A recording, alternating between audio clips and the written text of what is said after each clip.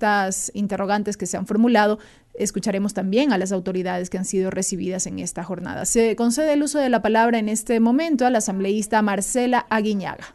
¿Me confirma si tengo audio? Escuchamos, asambleísta. Por favor, prosigue. Le agradezco, señor presidente. Buenas tardes, colegas legisladores. Es una pena y una tristeza que el Ecuador tenga que estar discutiendo hoy, en un lunes, inicio de semana, los graves hechos suscitados en días pasados.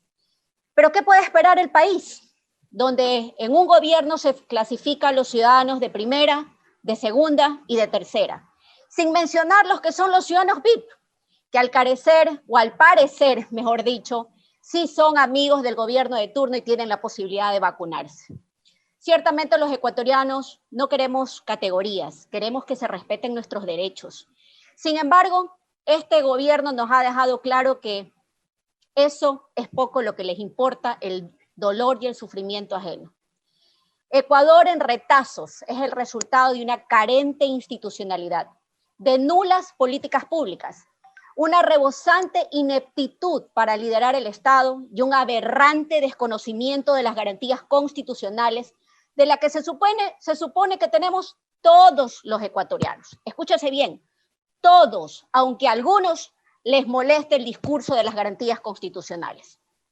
Los hechos suscitados en días pasados en los centros de rehabilitación social desnudan una dura, triste y profunda realidad. No es otra cosa que el fiel reflejo de una sociedad que utiliza el castigo y el confinamiento como una manifestación de poder, una expresión que tiene por finalidad clasificar y relacionar a las personas entre buenos y malos, entre dignos e indignos, un mensaje netamente político que exacerba las emociones con visiones subjetivas de la moralidad, de la inmoralidad, en un contexto donde lamentablemente hay que satisfacer placeres electoreros para conseguir la paz que tanto ansía y quiere nuestra sociedad. Presidente, debo decirle que el castigo, en virtud de lo expuesto, se convierte en un instrumento terrible de dominación, que únicamente ha servido como en la práctica de una sociedad con resultados. ¿Qué tenemos hoy? De una sociedad más violenta, desconfiada, frágil, ya que lejos de generar rehabilitación se crea una bodega, escúchese bien, una bodega de seres humanos, que hoy son violados, prostituidos, que se les obliga a pagar para sobrevivir. Y de esta manera es donde los centros de rehabilitación se convierten en verdaderos centros de perfeccionamiento del crimen. El sistema penitenciario no es otra cosa que una responsabilidad altamente administrativa, que tiene una visión muchas veces de cumplimiento de la pena mirada de manera superficial. Se olvida que los que están ahí son seres humanos. No se trata únicamente hoy de la discusión de los centros, se trata de que hablemos de la posibilidad de rehabilitar y resocializar a aquellas personas que están privadas de la libertad. El problema no es de leyes, señor ministro de Gobierno, con todo respeto, sino de gestión de las leyes. El problema es que no hay recursos, el problema es que no están capacitados, el problema es que hoy nadie quiere asumir su responsabilidad.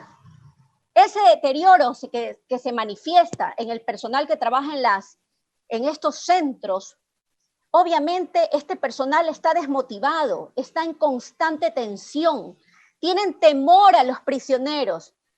Tanto es así que tienen temor a expresarse en los medios de comunicación porque pueden tener sanciones de índole administrativas, judiciales y a veces hasta políticas.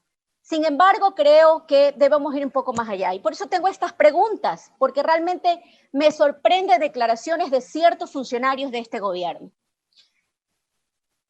En primer lugar, debo decirles que me sorprenden las declaraciones y las contradicciones entre el comandante general de la policía y el director del SNAI.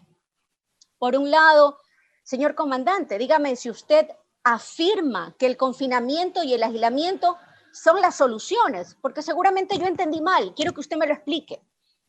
Usted me dice que no pueden controlar los artículos prohibidos por faltas de recursos. ¿Quién debía asignar los recursos? ¿Dónde está la delegada del presidente de la República, el directorio y manejo de los centros de rehabilitación? ¿Por qué no lo denunciaron como funcionarios? Son mis preguntas para usted. Que no puedan recibir visitas los privados de libertad porque no se puede controlar la indisciplina. ¿Qué sugiere usted, señor ministro? Entonces, que se los encierre en celdas solitarias. ¿Eso estamos pidiendo? Por favor, sírvase de confirmarme sus aseveraciones. Llama la atención, y digo, la contradicción entre el comandante general de la policía y el director del SNAI, porque por un lado el comandante dice que los privados de libertad pasan ociosos y el director del SNAI dice que hacen talleres. Es decir, se echan la culpa entre uno y otro. ¿Quién finalmente dice la verdad? ¿Quién le dice la verdad al Ecuador? Quisiera hacer algunas preguntas al ministro de Gobierno. ¿Cuáles son las cifras actualizadas de los delitos en el país? ¿Qué está haciendo el Ministerio de Gobierno para fortalecer la policía comunitaria? La que ya nos vemos rodeando y conociendo los barrios, la que se supone que debe saber cuál es el problema de la comunidad. ¿Qué está pasando con los mecanismos de prevención del delito, con estándares recomendados por la Comisión Interamericana de Derechos Humanos? ¿Se está aplicando? ¿Sí o no? ¿Qué está haciendo el Ministerio de Gobierno para fortalecer la policía comunitaria? En términos generales. Algunas otras preguntas que quisiera también decirle y hacerle al director del SNAI. ¿Se están realizando pruebas de COVID a los privados de libertad? ¿Cuál es el número de contagiados y de recuperados? ¿Cuál es el presupuesto que se está destinando a la salud mental de los privados de libertad? ¿Hay presupuestos ahora o no los hay? ¿Hay hoy médicos como había en el pasado que funcionaban dentro de los centros de rehabilitación? ¿Sí o no? ¿Están recibiendo alimentación frecuente? ¿Están comiendo 3 veces al día? ¿Sí o no? ¿Cuál es el monto de inversión en la alimentación? Porque había una noticia que decían que los privados de libertad estaban hambrientos.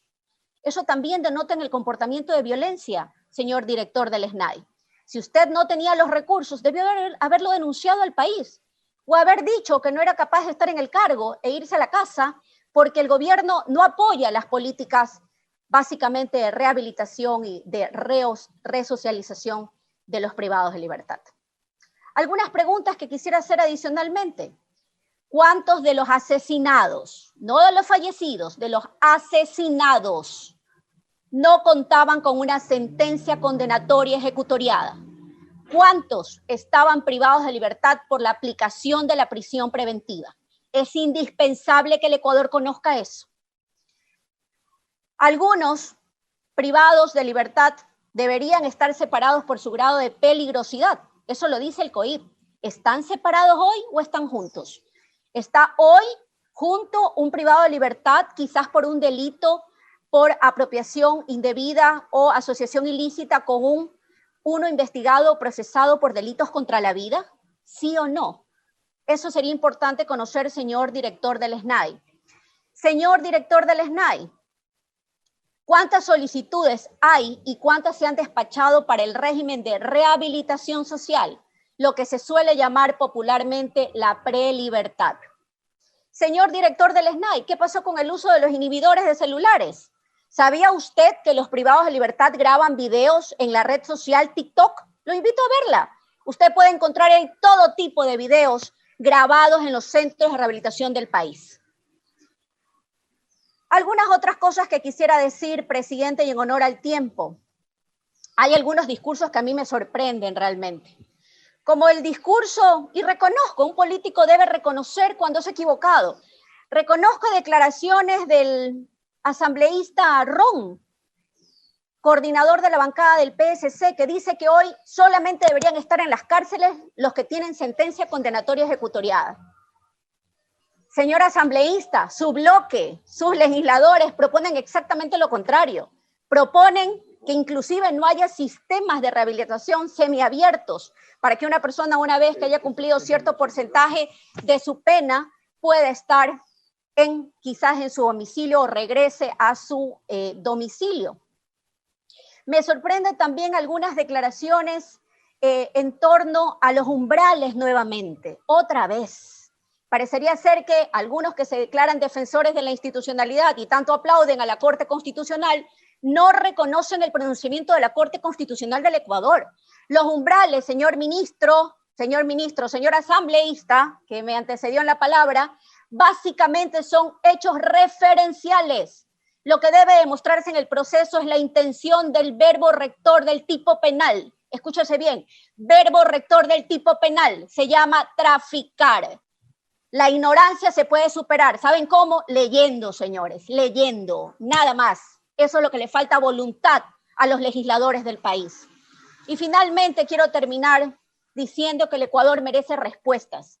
Esas madres, esos hermanos, esos hijos que hoy lloran la crueldad con la que acabaron con su ser querido, merecen respuestas. Porque algunos, aun cuando les moleste, esos que están privados de la libertad, porque así los tratan, ellos tienen derechos y se llaman derechos humanos. Perder la libertad no es sinónimo de perder sus derechos humanos. Ojalá nunca el derecho penal toque las puertas de su casa, donde toquen a sus seres más amados y tengan que ir a vivir en estos centros de miseria. Debo decir que como abogada no puedo aplaudir ejecuciones a mano propia, no puedo. Y como política debo decir que quizás esta es mi intervención más impopular. Pero como prefiero ser impopular y no hacerle el juego a este gobierno amoral que con sus grandes aliados nos dejan un país en retazos. Gracias, presidente.